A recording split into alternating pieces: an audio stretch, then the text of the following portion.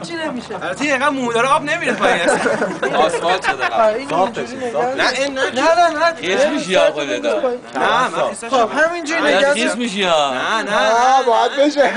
خب ان شاء الله به سلامتی. واه سرت بالا به من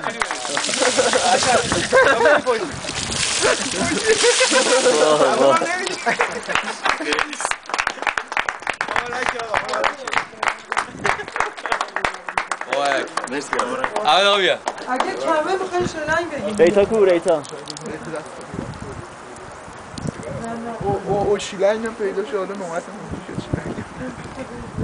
شد سیاه شدن طرف بالا علی آقا بیا بله نه بیا علاج مرسی سیاه بیا طرف بالا اون سردی از همه بهتر نظرم هوا هم حالا خودم صبح باز تیل ما با 3 ساعت شد پیمان لبخند بزن اینجا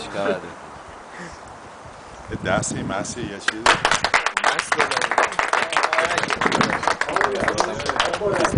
او اشکال نداره خیلی ممنون ازت با واقعا کاپیتان نه اینکه تو خیلی داغی تبریک میگم ایشان موفق خیلی ممنون خیلی لطفا 2 ساعت عوضی که اون من مثل یه ماشی از ما این نگرفت اینجا همه هست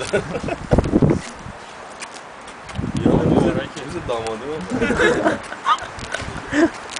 دیگه نیست بابا تو اصلگاری مونده چیزی نیست یه روزی تو تایپ باید گیرت بیارم من تو خیز آب یخ بریزم دست بابا یه رقم 32 هم گفت چه آبی آورده بودیم خیلی سرد بود اصلا میری بود اصلا 25 هم من شنیدم خب یه پیامی به این دوربین بده و بگو چه حس و حالی داری انشالله که هیچ وقت خیس نشیم حس بدی داره انشالله مبارکت باشه زنده بود سخطش کنم انشالله بیا سخت فقط خیلی باز هستم برو لباسه درست کن